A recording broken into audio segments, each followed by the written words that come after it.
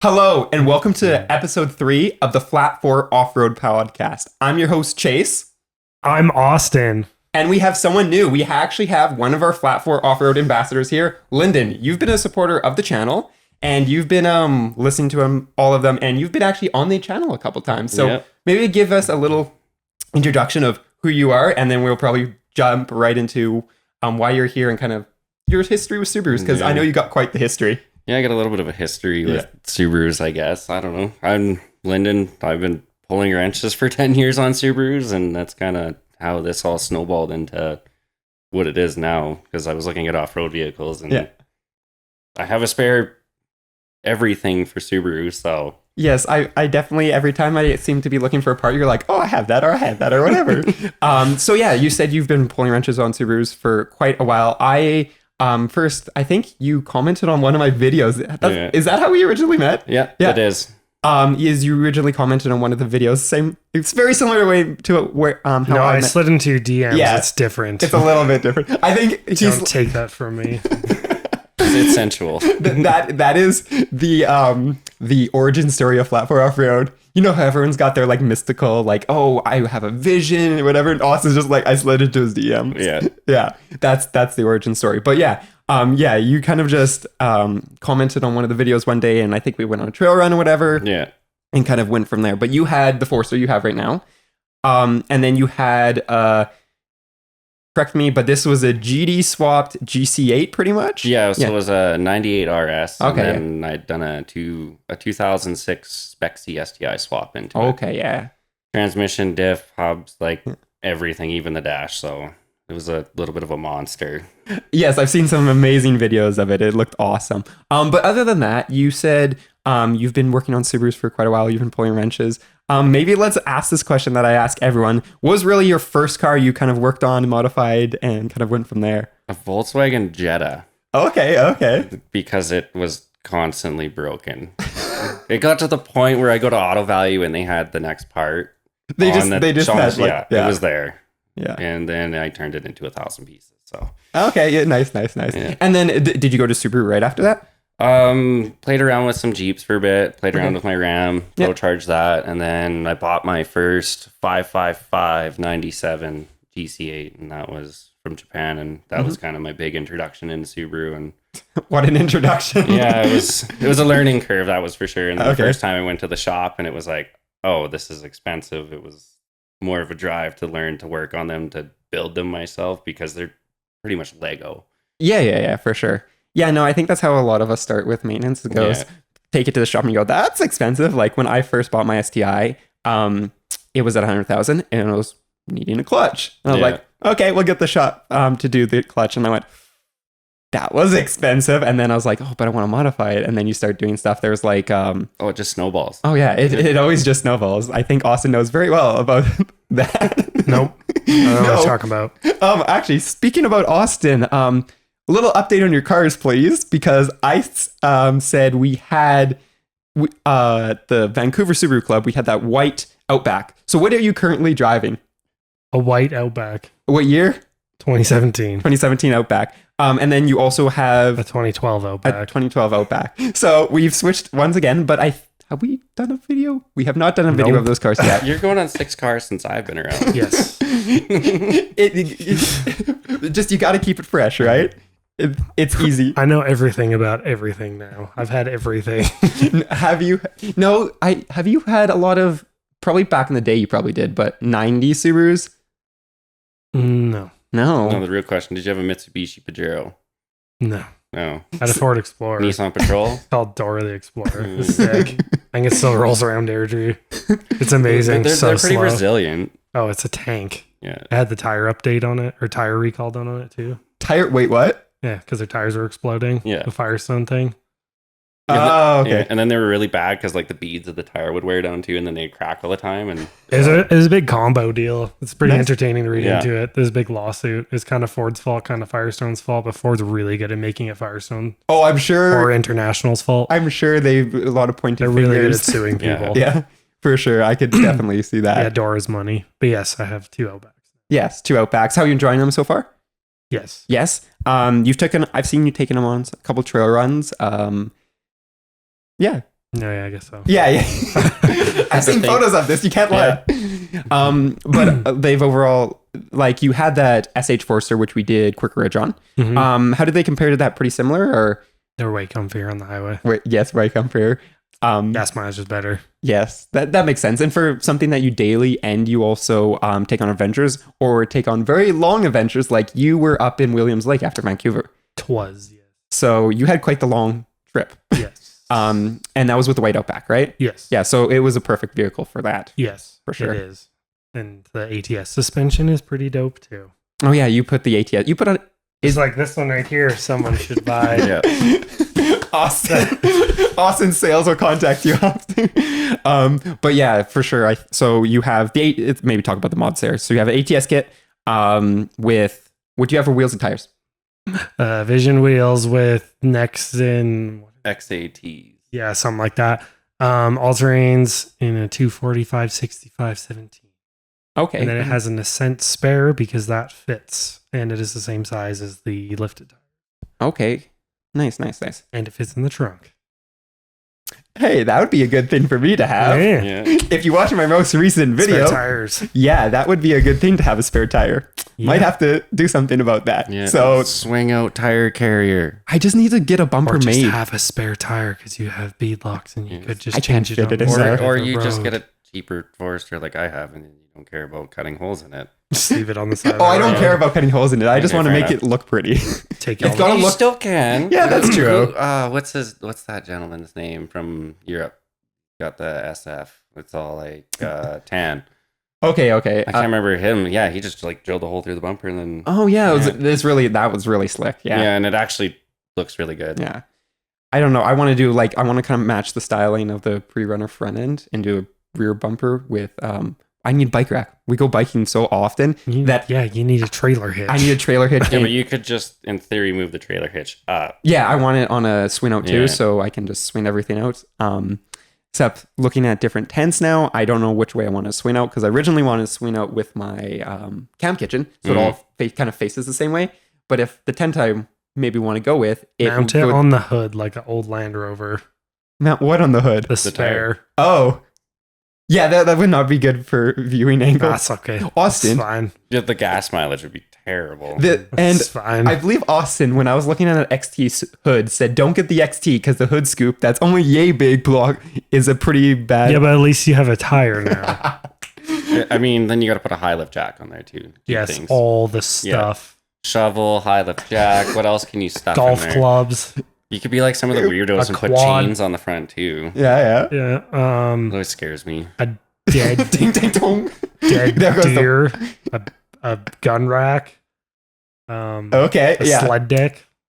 Okay. Yeah. A sled Yeah. deck with sleds. Ooh, molly Yes. rack. Just put a molly panel on the hood. Hey, those exist. We've seen those. They have canvas molly racks for the hoods now, which is interesting. The one I saw was self-tapped to the hood. Yeah. I don't know that was a thing you could buy, but I don't know if I trust that. I don't know what I'd put on Why there. would you want it on the Yeah. Why would you self tap it to your head is the question. Like I can't say much. I kind of just put holes and put my fog lights on there. But you know that was whatever.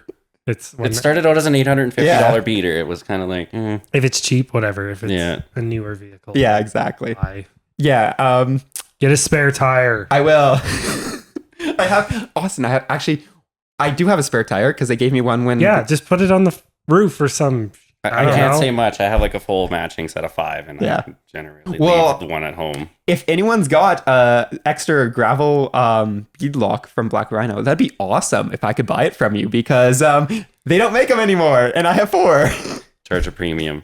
Yes, give 'em ideas. mark it up 50%. Don't give them ideas. I was like, Give yo, it the old sport check markup. I was talking to a rep and I was 250. like, hey, any in like the world? And he was like, nah. And I was like, none. oh, shit. I didn't even know they were going out of stock. It's because they changed. They have so many Yeah. wheels, right? They like never tell you I used to work in that Yeah. industry, and they literally, it's just like a wheel you can buy every single day, like 30 Yeah. sets. All of a sudden, it's just gone, and then Well- there's no stock. Especially with Black Rhino, they have like their line that everyone loves, like the Yeah. Boxer, right? That's Apparently, you can't find boxers right now. really I've had 2 friends ask, can't find them. interesting. I think some of the specs are funny. They changed all the bolt patterns too now. Yeah. So Mhm. Yeah, there's some that you can get, but I feel like Black Rhinos they'll make these like, especially with my gravels, where they're like, let's just test the market for who needs a 5x100 beadlock and go, oh, not very many people, right? I've seen 2 or 3 people run the same wheel as me. That's it. I've never actually looked into like 5x114 wheels for off-road. Yeah. SDI hub, swap your stuff then. Yes. That's a good point, actually. Yeah, that's actually a good point. But then I need to find beadlocks again. You could probably find them easier. Yeah, that's true. Yes, they'll definitely have some 15 in still? that size. Probably. Isn't there's a side-by-side that runs like 5x114. That's true. And I mean, I don't know what the legalities are of a off. Well, none of them are DOT. Yeah, none of the Yeah. DRPD approved. Hutchinson's. Yeah, same with speed rating too. My buddy made that mistake. He bought a Subaru, lifted it, and then bought like essentially UTV tires. It's like, oh, these are awesome. tires. Yeah, Ooh. yeah, they were like $1,800 still because you want a mud trains like I have, and then yeah, they were literally it was built for UTV. There's no like speed rating. There's like nothing on there. It's just like you bought the wrong tire. Right? Yeah, I can see that being an issue. Yeah, Going down the highway, just and the problem is too is like it's a hard sell, right? Because it's the size for a Subaru. Anybody on their side by side is nowadays they're running 33s. Yeah. That's true. That's a good point for sure. Anyways, we were talking about Subarus. So you now currently just have the Forester, correct? Yeah. And maybe talk us through some of the modifications you have, because I know people have seen them on the channel, and we are going to be doing a walkthrough very soon. Yeah. On your car and my car. We'll be doing a couple episodes, and we should actually probably do Austin's too, so people can kind of see like If I still have it by then. maybe Austin will have something. Should we just take bets on when he like gets another one? Yeah, we should just do side bets of what Austin's gonna have next. Just show up and it'll be like, I don't know. He's gonna lift an Impreza wagon I with. really want a Honda Passport. They're freaking sweet. Okay. There's one in town. They welded like the whole subframe and like control arms. Everything is like maxed out, and they welded it solid and put like springs in it.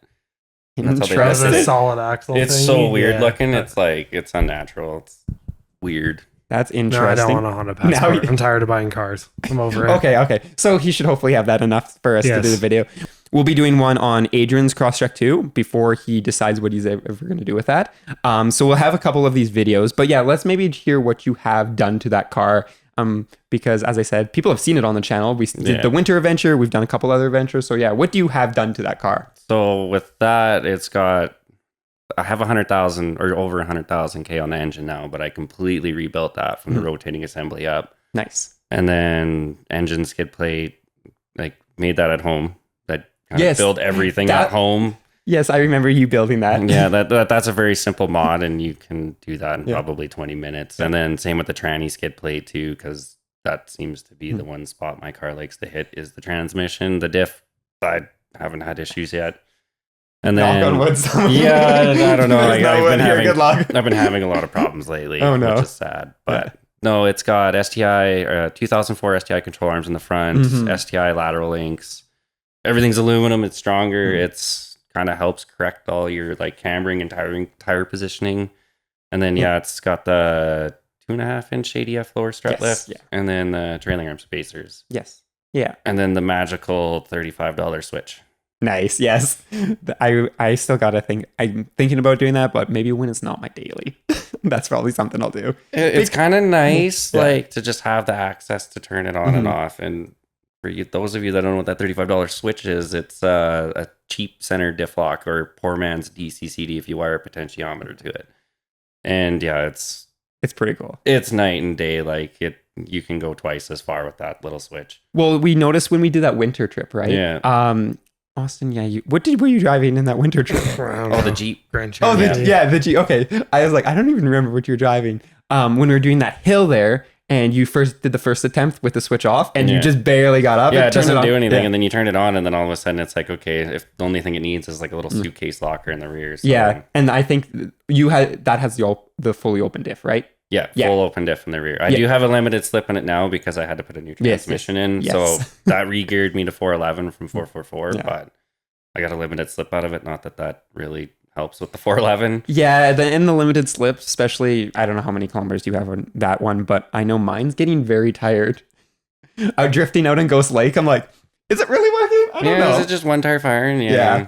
Yeah, it's more of a momentum drift than a power drift. Yeah, I on the forums you can find info of what like the spring set is on the limited slip, but I hear people on the forums anyways, don't quote me on it, I think it's like a 4-pound limited slip or something like that, and they're still open drift. Yeah. It's not like if you buy an STI, you have a limited slip. Oh yeah, the times I did drive the STI on the lake, absolutely amazing, most fun ever. I still to this day need to build a turboed car for the lake, a turboed something with like, but I don't want to take my STI on the lake, so I need to build something or make something for the ice because it's so much fun. You can pro charge the 2.5.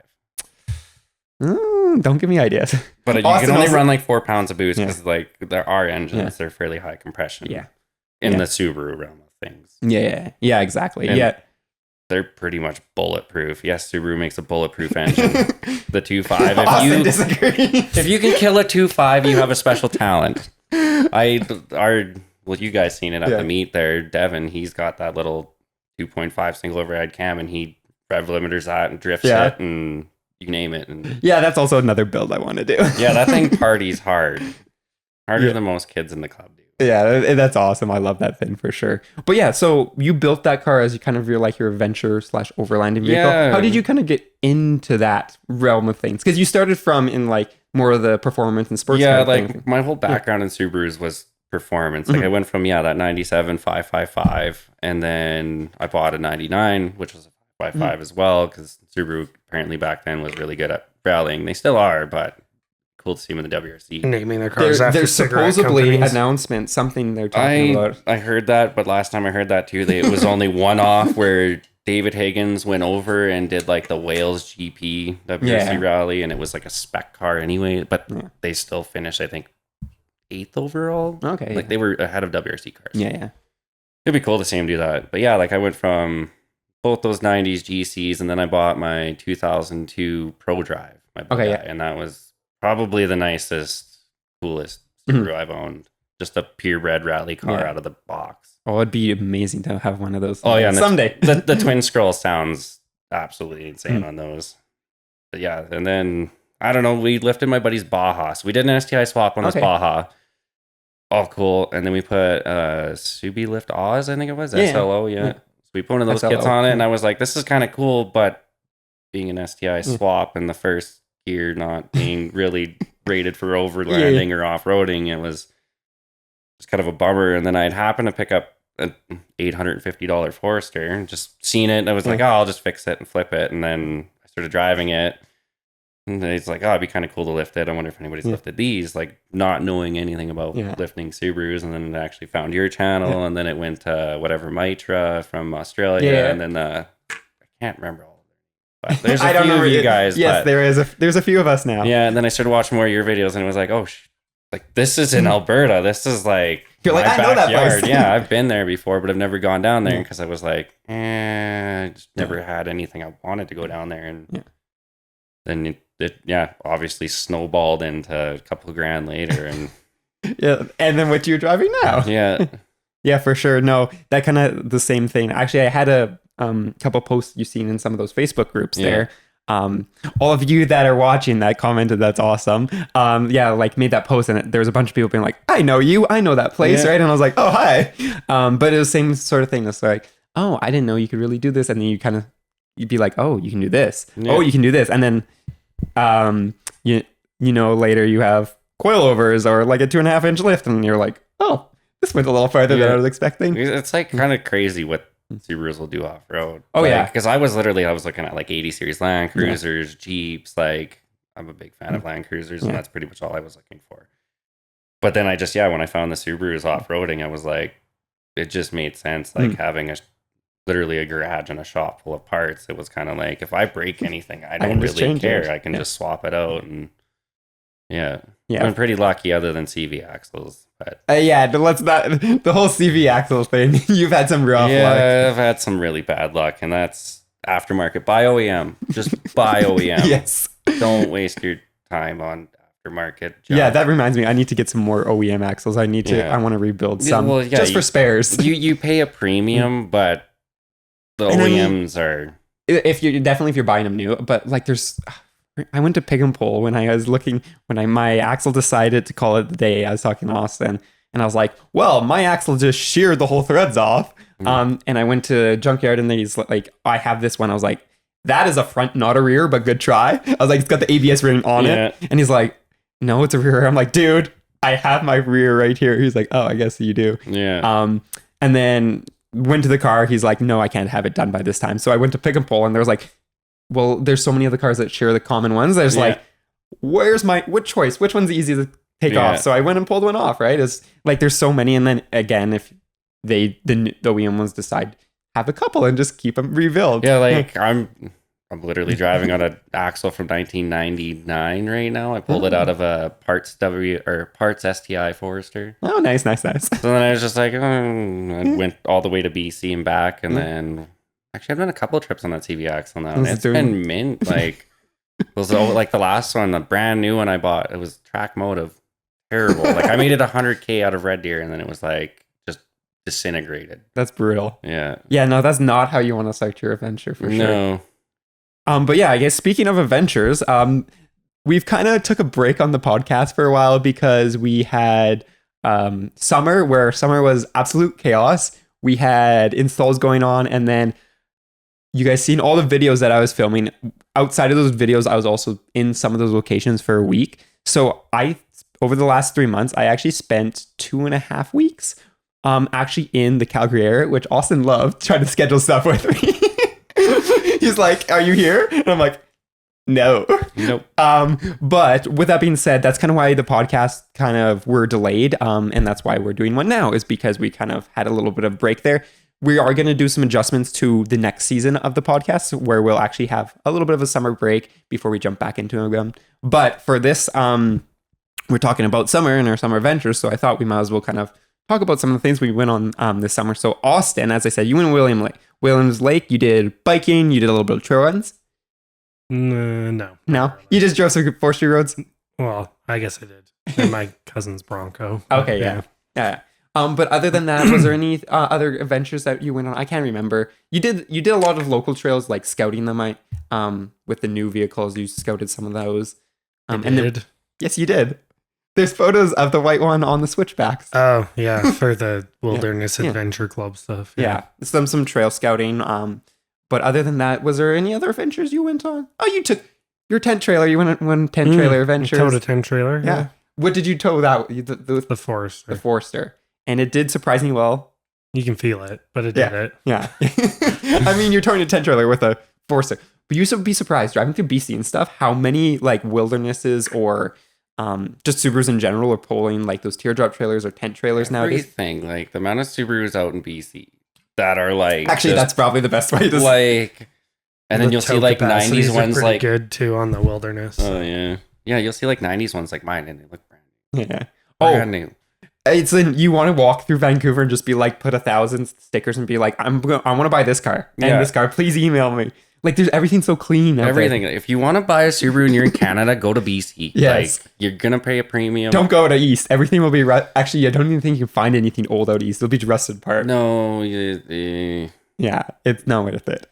No. But yeah, BC. There's some amazing ones. I was in Squamish for a couple of days, and I've never seen so many SH Foresters in my life. Mm-hmm. I was like, okay, there's a lot of Subarus, but I was like, there's a lot. This is where all the SH Foresters are. Yeah, that's where they live. Weird. It's like, and they're just perfect. Yeah, they are literally perfect. And when the one pops up for sale, it'll be like 80,000 K on it, and they want like $8,000, and it's worth the $8,000. Yeah, you're like, oh no, do a road trip.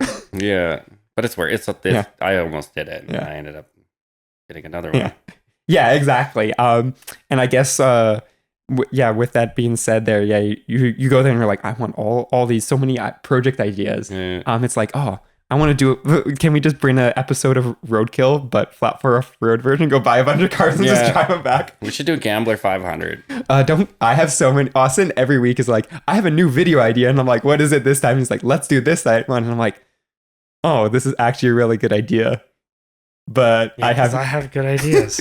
But I'm like, do you want to fund? Stupid, but they're good. Yes. I was like, do you want to fund this? Some of them are a little crazy, but I love them because we'll do them someday. I have the list written down somewhere. Okay, because I can't remember any of them now. Every time you send me a text and it's like, we should do this video, I'm like, Write it down. Yeah, jot this down. Yeah.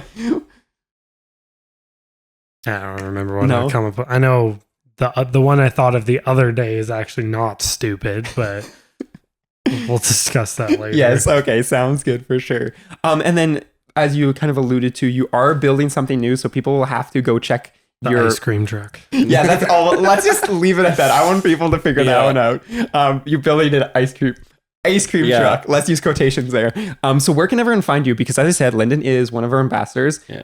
They can find him at his house probably. Yeah, I'm usually lives under there. my car. At his house. You're usually where the car parts are, not in You the can find house. him at Yeah. work when he's not at home. Yeah. I probably spend 2% of my time in my house, 25% of my time in my garage, and the rest of that is out on the road Out on the driving. road. Yeah, you spend a lot of time. Like, we were just at the Red Deer Subaru Club meet, Yeah. and you're like, I just was camping for 2 days out in Alberta, and I was like, wait, you were gone for 2 days and you Yeah. just showed up here? I was like, okay, Yeah, that's awesome. my life. I Yeah. kind of just live on the road now. Yeah. If I'm not working, I am out. Yeah, you're either fixing the car to go on an adventure or going on an Yeah. adventure. Yeah, It sounds so bad that I like say fix it. So like, it probably is going to deter people from buying a Subaru. I have a vehicle that has 350,000 K on it, and it's pretty much everything on it was OEM until I got it. And this is true, and you also drive it you drive it pretty hard. Yeah, I'd like so to the push stuff's it. gonna break, right? When you're Yeah. pushing the limit, like people see on my channel when we're doing like Quirk Ridge in my Forester, and people are like, you need lockers in 35s, and we're like cruising up there with Subarus. no, like, and that's like, I have a lot of friends that tell me that, like, so many trails. Like when I did Lost Knife with you guys, everybody's like, "Oh, your car won't do it. Your car won't do it." And then I drove it, and I found out at the end, I was like, "Hey, Austin, was that Lost Knife?" And you were like, "Yeah." So we did it in the Surprise! wintertime, and it was like, oh. Granted, I kind of like was a baby about it the first little bit, and then Well, I mean, you got to fix it if it breaks. But I mean, I think that's a big thing with this whole like exercise and activities in spare time is it doesn't matter what you drive. This is severe duty use and stuff will break Oh, yeah. faster. everything. Doesn't matter if you have a Jeep, a Toyota, a Subaru, Yeah, everything breaks It on the trail all- if you yeah. do something. Well, it's constant. unless you have abuse. a Lada, then it never breaks. It breaks the ground. Okay, I'm a bad example for this, but I scroll marketplace like crazy. Oh, and so there's does a, Austin. There's a 6-axle Lada on marketplace right now. What? Yeah, and it's got like a Kenworth sleeper on the back of it. Somebody's like cut half the car and then put like a Kenworth sleeper on it. Is this like dope. a ratchet backyard build or something that's actually definitely Okay. Like it was coincidence. My Yeah. boss told me that his buddy had bought in like this weird, like I want to say 73 Ford Econoline van, and same thing. It had like a Kenworth freaking cab on it. Mhm. The next thing you know, this Lada starts popping up, and then there's like more janky bills showing up, and I'm like, yeah, I don't feel so bad about butchering my Forester now. Well, the funny thing is Austin sent like you scroll through Marketplace, so does he. Austin will be like, "Look at this project," and I'm like, well, "That is actually would be a good project. Everyone would love it on my channel." And then I'm like, "Yeah, I need actual space to work on these cars." Yeah, like if I won the lottery, I'd still be poor. I would have just a yard full of random half finished Yeah. piles. I think actually Austin said a couple of podcasts ago about building. What was it? No, it wasn't a scrapyard. It was something else. You called it. I can't remember what you called it. But there's something about A lots freedom of- yard of awesomeness. It's like slowly building the scrapyard of cars or something. Or maybe it was Adrian saying something. I don't know. I don't remember. I but- don't think I said that. No. No. Anyways, as I was saying before, I brought up the Kia Soul thing. yes, the Kia Soul thing that went over well. Yeah, That's because almost friends off territory. I hate working 'cause on Kias. everybody hates them. That's why it'd be That's sweet why to he make said one. Just like I want to put together a Ridgeline because everybody hates them, even though they're Those actually are pretty good trucks. kinda- They're not bad. They're not They bad. got the payload of a half ton. Really? Yeah. Huh. Every Interesting. time They one don't comes into the shop, they do like nothing either. They're like a Toyota. It's like, oh, what's it in here for? Your diag's already wrong. Like, They're solid. Interesting. They just get too much hate. yeah. Yeah, a real truck. You got to build one, Austin. Someday. They're expensive. You got to. Can you I don't get? like the old one. The new one's way nicer. Can you put it like a Go Fast camper in the back of one? Mm, I don't Hey, with a can't- sawzall, you can fit anything. Okay, you're not wrong. That would be like The new one's actually got like a normal box. It doesn't have that like kick up or that like it doesn't go up like the old Yeah, one. because that's So what I'm thinking. I think the new one could. I mean, they make stuff for 5-foot boxes, even though I don't know. I'll just convince Dave to make you a Yucca pack for it. A Yucca pack. That would be the on a Honda Ridgeline. Oh That'd my. be sick. That would be one of a kind. Yeah. That'd be dope. That would be interesting. But anyways, I keep on trying to get back to this so I know where to send people. Is where do people find you on social media? Because as I said, you're an ambassador. You have been a big part of the Subaru community. You're part of the Red Deer Subaru Club. You're an admin, is that correct? Yeah. One of the administrators for the Subaru Club Red Deer, and that started like just a couple of us. Just hey, we all drive Subarus, and there was no more car clubs in Red Deer that were really cool anymore, and we just the Subaru Alberta page doesn't really exist anymore. Subaru Calgary page is dead. It's like create something that works. Yeah, like our club's actually super active, and that's the crazy part. Like our meets. Well, there's people organizing meets every night of the week. Yeah. And you have meets. That's a big thing. Yeah. Like we usually host dyno days and stuff for like season opener, the mid-season, and the season ender. This time we didn't have it because AFR, which is a local shop in Red Deer that does performance. They do all fast cars. Yeah. They build really fast cars. Check them out if you like that stuff. But yeah, they were doing drag racing, and they actually ended up with the fastest Subaru in Canada. I seen that. On Sunday. That was awesome. To their knowledge, but from what I've do you know what the time was? 991 at 148 miles an hour. And that doesn't even have sequential, or does it? No, that is a stock 5-speed in that car. That's incredible. Yeah, that's even more incredible than 5-speed. Yeah, everybody calls those transmissions glass. Oh, and that's everybody that's ever said that to me. I've known them not to be able to drive a Standard very well. So I seen it's interesting though you say that, because I've seen some like few really good race car builds that still have the 5 speeds. Some of them have like the 5-speed brace on them. Yeah. But like you can, if you're careful and you don't absolutely like, I probably abuse my 6-speed a little too much. But the 5 speeds are good to probably a good power. Like I don't know what they're putting down, but I've never actually like pushed crazy power on a 5-speed, like even 6 speeds. To me, like 350 wheel is perfect in a Subaru. Like don't get me wrong, more power is more fun. Yeah. But 350 is kind of that weird sweet spot where it's like you can turn that car on a dime. Like if you can see yourself going around the corner, that car will take you around the corner. And yeah, for sure. Yeah. Yeah. Anyways, so you're a big member of the Alberta Subaru community. So where can people find you on your social media? Lostfozz _Overland. Yes. And you're posting all the time. You're probably more active posting than the actual Flat 4 off-road page. So I'm also pushing hard to break 1,000. Yeah, for sure. Once I hit that point, I'll kind of relax a bit, but I'm pushing. But you got lots of like content, and it's not even like when me and Austin talk about Flat 4 off-road, it's like we try to post the cars, obviously, because we build the cars, but it's also good to post about that community, about that kind of like sense of adventure, and you do a good job at kind of hoping. I just post what I want. Like before I was like, okay, I'm just gonna do this, but then it was like you fall into this weird hole where you're like not happy with what you're making, and I just post what makes me happy. Like I don't care for like I was really focused on trending sounds and trending this, trending that, and then it was just like, you know what, I'm just gonna do me. And just doing me, I've been averaging like over 1,000 views on any reel I post. I seen one was like 9,000. Yeah, I know that was like, whoa, like that blew up. Like I don't have words for that one. That was just stupid. That was just it's weird how it happens. 1 hour, 9K. Yeah. Okay. Oh, it's talking about that. Like everyone that watches my channel right now, it's been crazy. I think I've told Austin when we do our meetings, I'm like, hey Austin, guess where I'm at today? Like I think about 2 months ago, I was at like just over 4,000. I'm on like 7,500 now. I'm like, hold up. And it was like 3 weeks ago you did your like 5K video. Yeah. I have people. It was 3 weeks. Yeah, 3 weeks ago. I have people literally messaging me being like, so what are you doing for 10K? I'm like, I don't know. Yeah, I haven't thought that far yet. So if you guys are thinking about a video I should do for 10K, please let me know, because I don't know what I'm going to do yet. Oh man, if I hit that on Instagram, I'd be stoked. And then I would definitely follow through with my 4th of July plans next year. Nice. But yeah, it's crazy just how some stuff will pick up momentum like that. I have reels. It's funny, some of the reels that I post, like the wheel bearing reels. Yeah. Some of them are like 10K, and I'm like, chill, people. It's literally me talking about wheel bearing. Well, also some people got very angry at me, being like, "Oh, you got to press out the wheel bearings because then those they're not the one that you bolt in."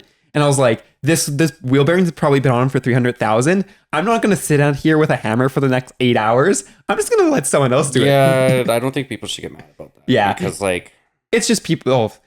But thank you, people that get mad, because on people on the internet, stop being mad about things. well, I don't know. It's good motivation too. But like, I own what still is a rusty, crusty Subaru.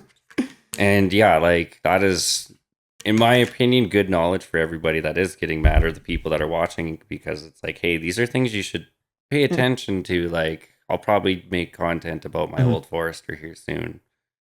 Just to be like, hey, look out for this, because if you're buying this and you want to do this, this is what you need to avoid. Exactly. And when we do your walkthrough of your Forester, you'll probably mention some of the things you've learned through the process, for sure. Because I remember when you bought the ADF lift from us and you were installing it, you had the trailing arm bolts the trailing arm bolts, they just snapped off in the frame, and then that ended up being a 1/2-inch plate in there, and some other stuff welded in there. And you did trailing arms on your XT, right? Yes. Were they that bad? Those ones aren't that bad. Yes.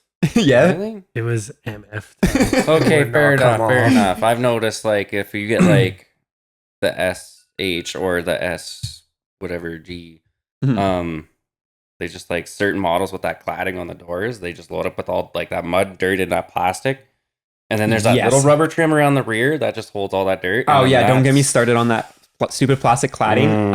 I'm gotta pull mine off, and I can see the rust actually coming up and above, and I'm like, this is fun. That's why you don't buy a Baja. They are very cool, but unless it's minty, like Ernesto's. Ernesto's Baja is like the absolute gem. That thing should. Austin's like, it needs a massive lift and wheels and tires, and I'm like, keep it stock. It's so clean. It literally, I think I showed this in the video. The like pinch welds look new. Like, hear me out. We could just exo cage it so it doesn't get hurt. Or just do a nice little, like just modify it a little bit. Austin is like, no. It's all or nothing. Stop talking. Solid axles. Austin's like, I want sales. LS swap. Yeah. Austin's like, I want sales. Put a Tesla motor in the back. Yikes. Make a crazy hybrid thing. At that point, I'd almost put a 22 RE out of a Toyota in there and just redline it everywhere, and life would be great. Just weld the suspension solid so it has no travel. What is this, stance life? Like, are we making stance cars now? Oh. Just max pinned top. Okay. Bounces down the road. No travel. Yeah. Anything that's going to lift it that high is not going to flex anyways. That doesn't have enough weight. Yeah. Nah. Don't give them ideas. We don't need more ideas. Yeah, I ran into that problem when I put SG suspension in. You can swap the coils onto the SF, whatever. The cartridge, so you can swap the springs over, like, no problem. And that just stiffens it up. But when I had no weight on it, it was not fun. It rode like a Dodge, like an old 90s Dodge lumber wagon. Just terrible. Yeah. And once you put weight in it, it's like, okay, it's nice. That makes sense. Yeah, that was nice. I love having that, like, just slide out drawer now. It's such a game changer when you're camping. Yeah, just and like, it's literally $8 is what it costs. Mine cost me. Oh no, mine cost me the sliders because the rest of the stuff was scrapped in my garage, right? But it's just nice to have that when you roll up to camp and you're like, oh, I'm just gonna cook something right here. Like, I would love to just buy this stuff because I'm getting to the point where I don't like working on my stuff. But at the same time, tinkering like that is really fun. Like, I like just building stuff, and with the new build, I am definitely gonna start doing that. I've already purchased a welder. So I'm gonna start learning to pipe bend. For myself, nobody else.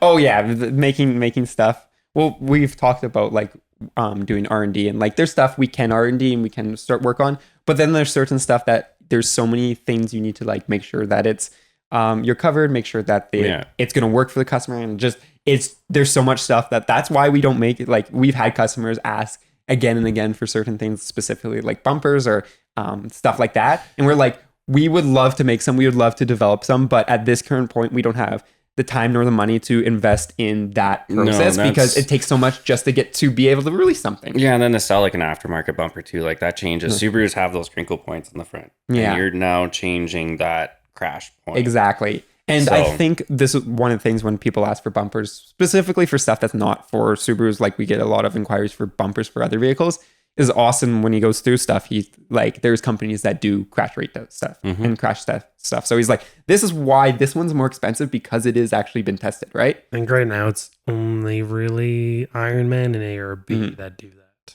So, yeah, it does matter, because when you get in an accident, sure, it might not bend, but something else will, and the airbags might not go off, or they'll go off too late or too early, and like, it's something to think about for sure. Oh yeah, for sure. Yeah, and that's, as I say, Austin. Whenever there's I can do most of the basic inquiries we get. But if there's something that I'm like lots of research, I'm like, hey Austin, what are you doing for the next 6 hours? I need you to spend your whole afternoon just researching this one part, please. Thanks. But he'll give me some good answers and give the customers pretty good answers and help them actually decide what's the right thing, because everyone likes to be like, oh, I have all this fancy stuff. You don't need it. You don't need it. Well, you're forcer, right? Like, yeah, like I'm a prime example, but I'm not. Like, my build progressed at a weird rate. So like, it hasn't even been a full year that I've been like lifted and on my current setup. And then even then, like, the iterations between what I think it was the 15th of October, I got it all on the road last year. Yeah, it's coming up. Yeah. Yeah, because we did the winter trail run. That was the first time I seen it lifted, and that was November. Yeah. So it was, you had it a little bit before that. Yeah, and then like 2 rooftop tents later, like I don't know, it's you use this product and then you're like, okay, I like this, but I don't like that. Yeah. And then it kind of like, because I went from like sleeping in a tent to sleeping in the back of the Forester, and then was like, yeah, I don't like either of these. So I'm going to try a rooftop tent. Happened to get a wicked deal on my first one. Yeah. And then it was like, all right, I like this, but I hate the setup and tear down time. And now I have... You have that hard shell. I have my hard shell. And how long does that take? 25 seconds at this point. Like, it's literally just kind of like hang the ladder, pop the top, and if I want, set up the little like awning thing. Yeah, mine takes a little longer than that. Yeah, I know. Like, I was snacking and you guys were still packing up. I'm like, I guess I should close up. Yeah, every meet you're like, I'm packing up, and then you're like, oh, everyone's ready to go. Close, bye. Yeah. See, and I love that. I absolutely love the convenience. Like, building that stupid little drawer system adds to that speed. I don't have to pull it a table, and everything's just there. Yeah, everything has a home. And for your trips, like, maybe let's talk about kind of what you did this summer or this last couple adventures you went on, because you went on a couple cool adventures recently. Yeah, some pretty wild ones. My buddy's home from Saudi there. Like, I don't think I ever work probably hates me because I'm never there. Yeah, when I'm there, but when my friend's home, he's just kind of like, let's go on an adventure. Literally just hit the forestry trunk road and all right, where's this road go? Can we go here? Okay, cool, there's no limitations. Like, let's see how far we can go. And I don't know actually what to call. Like, there's no trail name. The one I did for my birthday was probably the most epic trip this year. 152 kilometers off the forestry trunk road. That's awesome. And that was like just epic, up and down hills. Yeah, it looked like there's some pretty wild obstacles. Yeah, it's a very easy abandoned road is the best way to put it. But the obstacles that are there, they are there. And it takes too long to film and post any of it on reels, because if you speed it up or slow it down, then it's just like whatever, right? Yeah, but don't even get me started on that. So there's a lot of that trip I didn't post, but we're talking hills at 40. I want to say a minimum of 40% grade, and you're going up this hill for 6 minutes. The video was 6 minutes long. Yeah, and I don't even crest the hill in the one video, and it's so that spot, I don't know, I would just have it pinned in my maps, the Golden Gate or whatever, because it's you're in between, you're in the mountains, you drive through them, and that's awesome. You guys got to hit that trail. Oh, for sure. Yeah, we got to, as I said, I have not been here, and we keep on, we want to do an ambassador kind of trail run where we can talk about kind of what the ambassador's been up to, have kind of meet up and kind of have that kind of thing. We want to do some trail runs with the community, that kind of stuff. We have the wilderness trail run with Scott Subaru. So we have these stuff in planning, but when we were gone for the summer, there was we would be trying to plan it's things hard, and though. There's no, we're well, I'm here for this weekend for this one day, but I have to edit 5 videos to get to you guys to then go away again. And I was like, well, maybe I won't do that next summer. I'm not doing that next summer. Well, that's even right now, I'm trying to with a couple other YouTubers, I guess, like two other friends that are like really close friends and like big inspirations as well. Trying to plan trips with them plus 5 other of us from the AOA Expo to get out and do like Limestone Mountain or something like that is like trying to line up all of our schedules is extremely hard. Yeah, so we recently did a revamp at Flat 4 Off-Road with like some of our administrative stuff, back end stuff. And I was like, Austin, we will be using Google Calendar now and we will send each other invites on everything. I was like, it might not make sense now, but it makes sense. And like, so for this podcast, I was like, here's an invite, Austin. Yeah, like I used Google Drive before, but then you started sending me all like the content you would get on Google Drive. And I was like, I just was like, all right, screw it. Google everything. It makes my life easy. That's what we're using for the back end, just for if anyone wants to talk of business administrative or project management. Hi, I'm here. But yeah, that kind of stuff. Like we've been trying to streamline their internal process for like expansion stuff eventually, right? So that we can have that room to grow where like before we're using one email and just 2 of us is not bad. But once we start to grow, it's like, that's not going to work, right? No. Yeah. So being able to scale is something that's really nice. And it's being able to have like manage, as you said, content. Yeah, I have 7 terabytes of footage now because I've saved every raw video I've ever recorded. Yeah, here I am like stressing like every time I go out, I manage to like fill my phone on my GoPro. And it's like, yeah, I built a purpose-built server for my channel. Yeah. Which the channel, people talk about like how much money you make money on YouTube, whatever. Put this in perspective. The channel has barely paid for the Forester. It has paid for nothing of the STI, and it has not paid for my server. Yeah. So that you think about like that kind of like it's costing money at this point. Yeah, exactly. But I have people that always are like, oh, thanks for making the videos. I can't remember. There's a couple people that always comment, and then one of them comments like, oh, thanks for making these videos, bud. And I was like, well, I wouldn't be making them if I didn't enjoy doing them because at this point, like for the last 6 years, it hasn't. Besides the fact that I enjoy it, it's not like it's been giving me any other benefit. So like, if you don't enjoy it, then why? That's why a lot of people. Why do it? And that's kind of how I live my life. If I don't enjoy something, I'm not gonna do it. Exactly. I'm not gonna waste time. Yeah, for sure. But yeah. So you went on a couple really epic adventures. And people can definitely check out that content on your Instagram, right? Yeah, it's on there. As you said, there's some stuff that's very, very long. And yeah, I think Instagram Reels are now 1:30. They're 1:30. You can do a 3 Instagram minutes or something like that. Yeah, it's weird Instagram TV. But I haven't dived into that. Same with the threads. Like I have. Oh, sorry to anybody that actually watches this and contacts me on threads. I don't use threads either. Yeah, it's so hard to like do that. Yeah. I'm realizing slowly how much work all of the social media stuff is, and I'm a very, very small account in the grand scheme of things. It's well, I manage my account. I do. If you didn't know, I do all the Flat 4 social media stuff. Imagine that. And then I do my like photography and stuff. And yeah, I have a schedule essentially. I follow because as soon as you don't have a schedule, it just goes completely hectic for sure. Yeah. But yeah. With that being said, then you, Austin, do you have anything planned? Obviously, we have a lot of trail runs, but do you have any like future events you're hoping to do, or not events, future trails you're hoping to do? Because you've done a lot of local stuff with different vehicles, but not really with your Outback recently. Nope.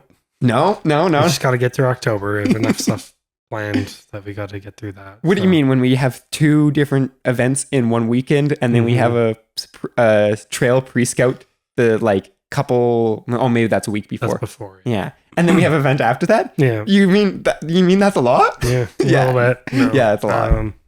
No, just get through October and we'll see what the winter looks like this year. Maybe it'll snow. Maybe it won't. Yeah, that was me in September. I worked like a week in September. And then the rest of it was busy AOA Expo, weddings, all that fun stuff. Yeah, for sure. And yeah, hopefully we'll get some snow. I would like to go skiing. That would be nice. Or there's do some good content. First big snowfall, and we'll just pull you behind on our Subarus and ski down the trunk road. I bought some really expensive skis that will not see gravel. Where's your old ones? They're actually they're old K2 Obsessed. They're like antiques at this point. Yeah. And they've got that really nice like it's almost like a wood carving. He's gonna try and justify his old junky shopping cart outdoor equipment to you as being rare when it's actually just a shopping cart. I don't know. Like his sentimental value. He's talking about my mountain Christmas. It's sentimental value. Where's Chase? Oh, he's like 15 minutes behind us. Hey, that bike's been good. I didn't see you 15 years ago. I didn't see you do any of those drops where I bottomed it out and hurt yourself. Yeah, no. and the bike was fine. It can take some abuse because it was meant for that. Old aluminum. It's an old aluminum Rocky Mountain. The Rocky Mountain Flatline Pro. Man, those things were like 50 pounds and just like send it down anything. Oh yeah, and they didn't care until you ride a new bike and you're like, wow, that thing's but they're all like carbon and stuff. Like I had a Trek Session 88, and that thing was made of pop can metal. Ultra fast. His Norco is terrifying. You let off the brakes and all of a sudden you're like in the next dimension. Mock chicken. I rode it's a site, right? Yeah, I rode a site following him one day. It was a 29 that I was riding, I think. Yeah, Lee and I were just talking. We should just do like a baseline adventure. I've never rode baseline. My cousins. Baseline is like some wild single track in the middle of Alberta. Oh yeah, I've heard good things. There's a really good 4x4 trail to the top of one of the routes. Interesting. And great camping. I've heard of baseline because I used to race downhill back in the day, and my cousins used to race there, and that was their home mountain. They rode baseline all the time, and they're always like, "You need to make it out the baseline." I'm like, "Yeah, but it's in the middle of nowhere." but we traveled in the middle of nowhere. Yeah, exactly. I always laugh because I come down here and I'll do trail runs with you guys, but then I'll just the trunk road north. Getting back, yeah. You're like, oh, might as well make a venture of it. Yeah, like Yahut and Round Sundry, that's all good. Hunter Valley Road. Yeah. And then you get like by Ram Falls. There's just the road. You could probably spend a lifetime on that road and never camp in the same spot. Oh, 100%. Well, it's like when I did that, the trips between Vancouver and I was camping, I was driving along and I was just dropping pins. I'm like, oh, I want to camp there. I want to camp there. Especially that south road I did, where I did like a Soyuz and stuff. Yeah. Rossland, I think it was Rossland. They have an off-road vehicle area. I think I sent you some photos of like, what is this in the middle? It's like up in the top of the pass. Strawberry Pass. There's a couple trails. There's a couple roads up there. I kind of know what you're. I'd have to be driving it because I wasn't pinning much last year when I was out BC. Yeah, just turning down every single you're road. like, oh. But you drive through there and it's a provincial park, but they do it differently there, where they still have a lot of logging roads out there, and they go outside of the provincial park where you can camp. And I'm like, oh, there's so many of them, and because you're at such a high altitude, you could these logging roads go on. Like I was scrolling on my map, and I'm like, they just keep on going and going, and I'm like, I need to be in Calgary in 3 days.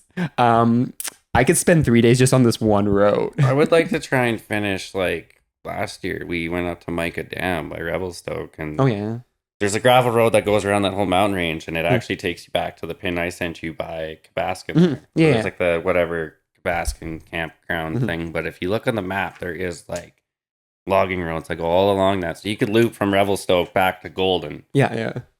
And that's big on my list of things to do. But that seems like I would call that a 5-day trip if you're lucky, and probably like pack 80 to 100 liters of fuel. Yeah, a little overloaded.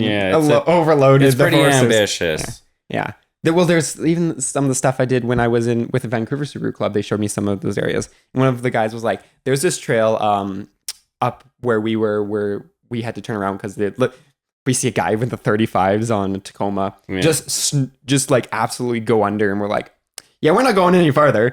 And we were talking to him, and he says when it's a little bit drier, you can actually go over the mountain pass and end up over by Lelut on like a different road. There's a different road that goes way out to Lelut, and I'm like, well, now I have to do this. You told me about it. Now I have to do this. Yeah. And he's like, oh, it's a really, it's more of a difficult trail, but he's like, I don't think they took a Forester on there. And he's like, it's possible with a Forester. I'm like, we'll make it possible. Yeah, well, anything's possible. It's just driving line. Like, I love that about the Subarus. We don't fall into like the big 35, 37 inch tire ruts that Jeeps do, right? We don't have the same track width or whatever, right? Like, the lines we can take and pick are just, like, it's endless on some scenarios. Well, like, even Racehorse Pass. My one friend just put out like a Racehorse Pass movie there, and I don't know. I feel like that's a very easy done trail. Oh yeah, for sure. Yeah, no, I checked that out and I was like, oh, well, now I have to do this trail because I've heard of it. I know of a couple of people that did I don't know if they didn't know or they just didn't care. They did the BC side. Yeah. Which you can't do that legally. And they posted videos of it. I'm like, well, So that's the tricky part. Supposedly the BC side is still drivable, like you're allowed to, but you are not allowed to film photography. Like you can drive it and do it, but you can't post nothing. Well, they definitely they definitely posted it, and I was like, interesting. Yeah, but like Alberta side super easy. It looked pretty chill. It looked really pretty though. Like whipsaw-ish style from what I've heard. Interesting. Whipsaw. Another one. Yeah. Yeah, that's a fun little endeavor, that one. Accidentally doing that. Accidentally. You did a part of it? We did like part of it, just turning down roads and just ended up on it. It's like we just follow like Dirt Garage or whatever. And we see like him posting like the one building there that all the stickers are on, and just like, okay, cool. How did we get here? Yeah, well, we should probably turn back because it's raining pretty hard now, and it was kind of greasy going up. So. Okay, yeah.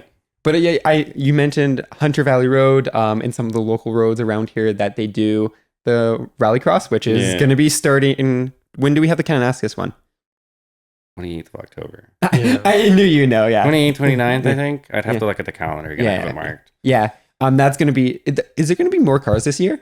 I have no idea. It feels like there's going to be more cars. I'm seeing more rally cars. Mm-hmm. We seen the one at the Subaru meet. And then I seen a couple teams, like as I was asking you about that one team that we were talking to. I posted in the four-wheel drive, and there's someone that Austin knew of that drives a rally car that commented on. I was like, I clicked through because I was like, who is this? I've seen this name, and it's one of the rally cars out there, and I was like, this is why I've seen this name before. But it would be interesting to see how many cars are doing it this year. I feel like it's slowly growing, that kind of motorsports. It's really expensive to get into, though. That's kind of the lame part. Austin looked at it. It is. I know where my sister lives, someone was selling a fully logbook rally car, and I was like, test racing. And that's the cheapest way to get into it. Yeah. Like, that's awesome. Those guys are actually pretty sweet to talk to as well, because like I asked them, like, hey, like you have everything for this car? Oh yeah. They literally just emailed everything. Yeah. Someday I would love to build, as I said, I want to build a turbo car for the ice, but it'd be good to build it as a kind of like a purpose built kind of rally car thing, and then it'd be great on the ice. Oh yeah, like anything then that would be ideal. Just get a Brat and turn it into Brats are hard to find now. And clean Brats, good luck. I found one of them. You don't need a clean Brat. You just need to make the frame strong enough to handle jumping. I was in Montana a couple of years ago walking around, and we were going through like kind of an alleyway, which also had stores on it, Montana things. But surprisingly, Montana has lots of Subarus, but they're only Outbacks. They only have Outbacks. It's hilarious. I'm like, there's another Subaru, but is it another Outback? Yeah, it was weird. All of them. But because they're made in America. Oh yeah, made in Indiana, right? And they're all LL Bean editions. Yes. That is the best edition. I was like, when I first seen that, I was like, isn't that like a clothing company? Yeah. Like Eddie Bauer, but I think Subaru teamed up with them for like when they were here for the Olympics, because they sponsored like whatever Olympics or part of the Olympics they did. I don't know if it was Calgary or something like that. Yeah. I have no idea. There's a history on it. They did like a special livery on a Subaru too. Interesting. Weird, random, and you'll find the actual like who they were trying to market it to. You can do the research yourself and figure it out. Yeah, for sure. But yeah, that's when I was in Montana there, I found a Brat that was just sitting in some dude's like back alley. I was like looking at it, fender's gone, just like rusted away. And I was like, Montana. Like, he must have just been like bombing it through the snow or something. Or they probably just bought it from somewhere. Like anytime a Brat pops up in Alberta, my one friend just buys them. Got a yard. So what you're saying is I ain't getting them. Yeah. Yeah. But there's some really nice Brat rally cars in Australia. Mm-hmm. The gold There's one? that gold one. Yeah, that thing just rips, dude. Like, have you seen it, Austin? No. There's a gold Brat. You need to watch the videos of this thing. Like, that is right up your alley of awesomeness. They got a video of it. Is it nose? Did it go in nose heavy? It kind of went nose heavy, but I like that thing. Like, just looking at like the jump, like whatever meter thing. Oh yeah. I don't know. I don't know if it's a meters feet what they were using there, but he flew over the 100-foot mark on that one. and then he like nosed in, and it was like, and then he like landed. It doesn't have to just exemplify how much rally car it is. It's for like rallycross, so it doesn't have a windshield. Like the interior is just stripped. It's just like, it's like rallycross as heck. Yeah. I love it. What does it have in it? I don't. He's never posted the engine. He's never posted anything. But the only thing I've ever seen was like, oh, he's got Fox suspension on there, and it looks like they did some sort of custom top hat. Oh yeah, it's like it's fully like freight or tubed because the way he's jumping it, that thing would be like. There was somebody who did like a Baja 1000 brat too, and it was like very like it's on my old Instagram account, and I've tried to find it before, but they like it was a full on like trophy truck brat. And they put an SDI engine in it, and it was like the coolest thing ever. And then like they went to the Baja 500, and they placed 8th or 9th. Like it wasn't great, but for their first outing in it, and then that was it, just gone. Like can't find it, don't know where it is. Someone bought it, probably was like, I want that. Yeah, like it was super cool. Like the amount of money in that brat it wasn't much brat, that's for sure. Yeah, for sure. Fiberglass, wide body, everything. Like it's one of the things where they make it look like a car, and it's like that. I think we talked about it on the podcast before. That Forester, that's essentially a tubed Forester. Oh, buddy, with the solid axles. Yeah, he's still running the with the tractor transmission. Yeah, and he's still running that 2.5. Yeah, it's literally just like we built a tube car or a tube chassis, and we put a Forester shell on it and called it a Forester with like the 2.5 Bronco R or whatever it was that they raced in Baja. It definitely wasn't really. It wasn't a Bronco R. It had like a 5.2 engine. engine in it and stuff. Did you see the Bronco Sport? I can't remember who's doing this with the Bronco Sport. They're already showing up on Copart, so people have good ideas with Copart cars. Doors off. They worked with Cobb. they tied it to a building or something, and they did. You can probably turn up the boost pretty well with an EcoSport. An EcoBoost, yeah. And it was doing a 4-wheel burnouts. Yeah. And it was like the side looked like it was crushed, and they pulled all the doors off, I'm assuming to make a Jeep. But for how long? Everybody cries about SDIs blowing up all the time, man. Those things I was like, oh no, they're ending up on Copart. So many good ideas. Like, the Passport? Was it the Passport that Flat Out did the shocks for in the rally? Yes. Passport. Yeah, Bronco Sport rally car. I mean, I don't see why not. Yeah, right? It could be an interesting idea. It's all there. I don't know. Got the guts from a Focus RS in it. So. Yeah, could make it do it, I guess. Yeah. It'd be fast. Small. There would probably be some rule about... Oh, no, what did you look at? You looked this up. What's the rule for this? Message the guys who built the Honda. Yes. And they said as long as it meets the... as a certified cage and stuff, it doesn't really matter what it is. And was that for North America or just for this? That's the American stuff. It kind of flies there, flies here, but yeah, for sure. I think it depends. Probably wouldn't be allowed in autocross or rallycross though, would it? Because it doesn't meet the... There's a guy who was driving an Outback last year, and I'm going to do it this year with mine, so why not? Wait, you're doing it? Yeah, why not? I need to build a car for this. Well, in theory, as long as it's got like the certified cage and it meets like homologation or whatever, like really at the end of the day, it's more or less they're either going to throw you in an open all-wheel drive class or open front-wheel drive, whatever. They're just going to... Which kind of like sucks because like I always wanted to race cars, and then having a right-hand drive car when I go to Castro when I lived up in Leduc, it was like you're just in the open class and you were never setting competitive times because you're racing cars that are like, R35s when they first came out. That was about the time when I got into racing Subarus, and you're racing cars that aren't in your class, but your car can't keep up, but they just slap you in that open class because you're right-hand drive or you don't fit in, so they just chuck you in open class. That's me in autocross because I did some mods without thinking about autocross, coilovers, all that stuff. Oh yeah, and it's like you're in modified, and you're like, oh, I'm in what? Like, what am I racing? This thing's got like 600 horse. Yeah, there's one guy the Red Deer autocross is pretty sweet. You see a lot of cool cars turn out there, but again, like you go do that, and you're in an open class with crazy cars. There's a couple of guys they're like kit cars. I want to say they're factory 5 kit cars. Yeah.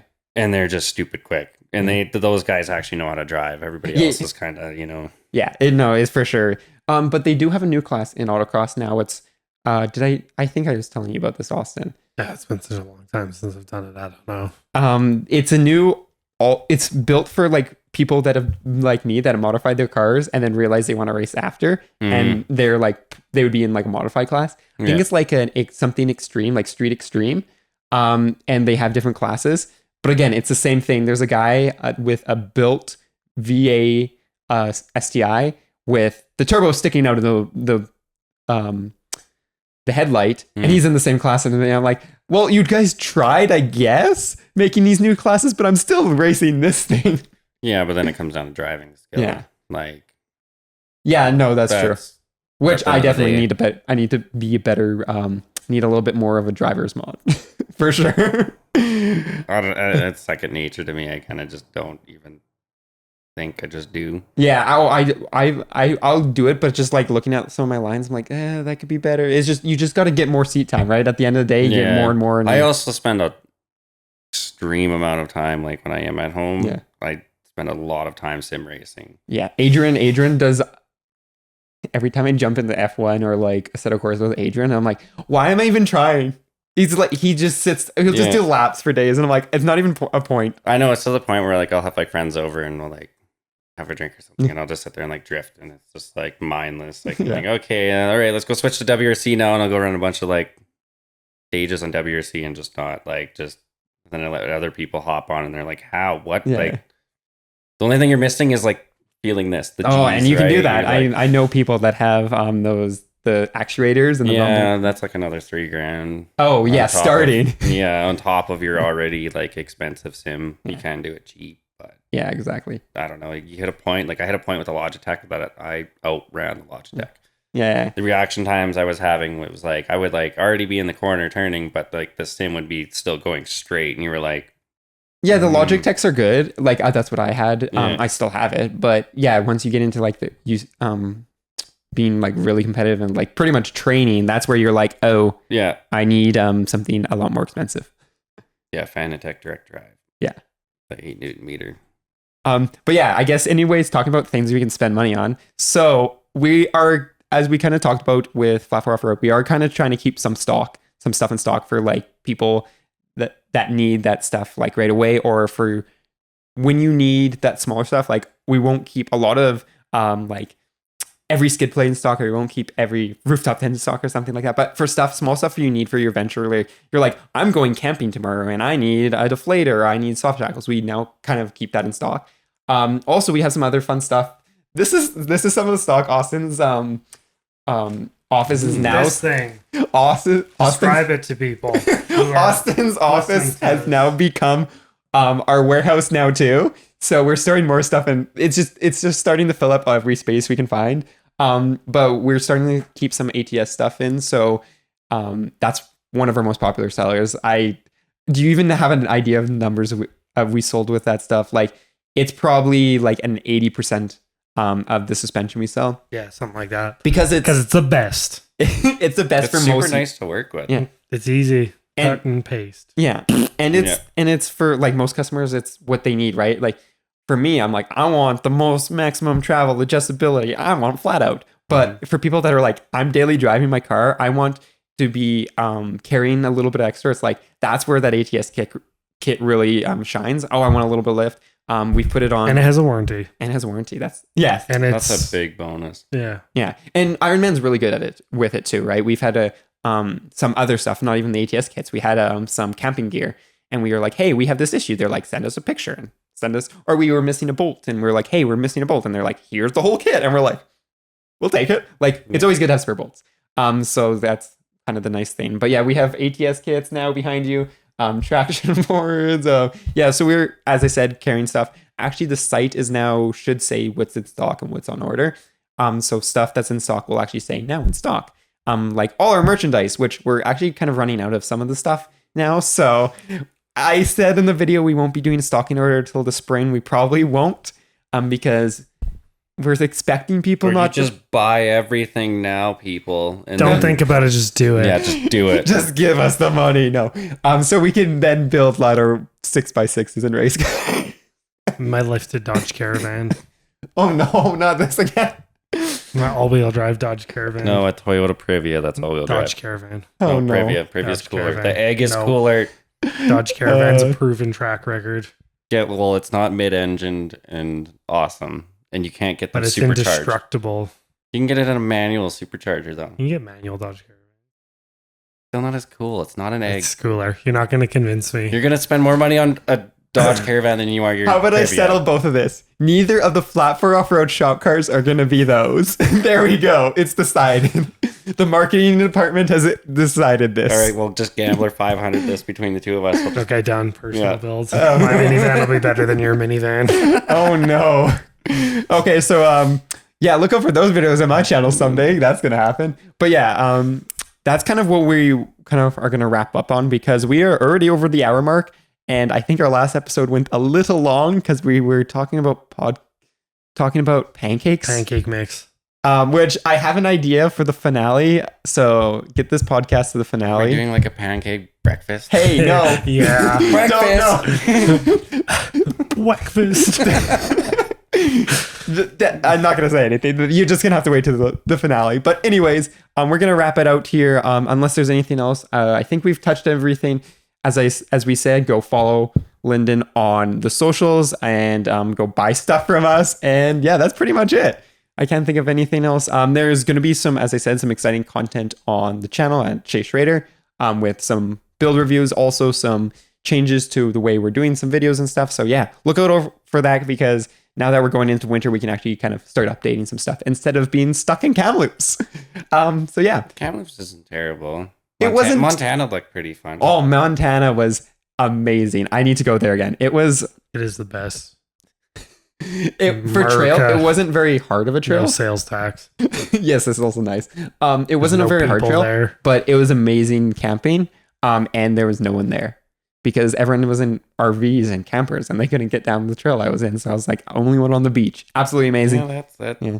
nice. That's why I like having an overland rig. Yeah. I don't have to be around people. Yeah, exactly. But yeah, the Kamloops, being really close to the highway, like 10 meters from the highway, wasn't the best. Bringing the tire to the tire shop without a car wasn't the best. Yeah, it was an adventure. Let's just say that. Hopefully less of those, more of the Montana adventures in the future. Yeah. For sure. But yeah, that's going to wrap it up today. So I hope you guys enjoyed episode 3 of the podcast, and we will see you guys in the next episode. So Click that like button. Smash it. Smash it. Almost finished the video. If you hit subscribe, Chase will send you gummy Nothing. bears. No, if you Nothing. comment, Gummy Nothing. bears. yeah, if you comment, Next Chase will give month is a Austin Mars buttons bar. to make noise. Yeah. Oh no. Tell him you want to give me control of the noise thing there. You can see it right there. If not, I'll describe it to you. It's this little thing with wires in it. It's got these red glowing buttons, and They I can can see it. They can preset see the it. noises, but he won't let me touch it. No, he's not allowed to touch it. So tell him you want me to touch it. That's what you said. And this is where we're going to end Yeah. it before we get flagged for something. See you guys in the next episode.